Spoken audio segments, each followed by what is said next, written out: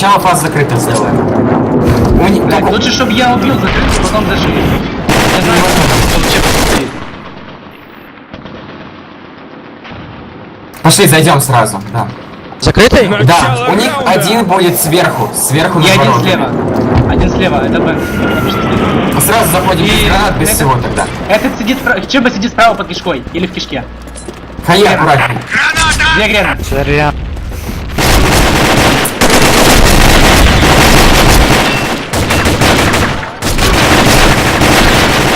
Шо, блядь, я тут пришел. Все, идите. Озеро. Сиськи.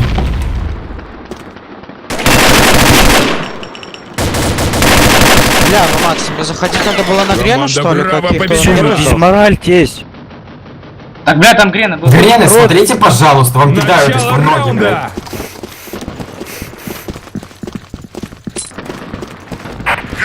Не баллончик. Пацаны, стоп возьми. Костя, стоп возьми. А чё? Костя, стоп возьми, быстро.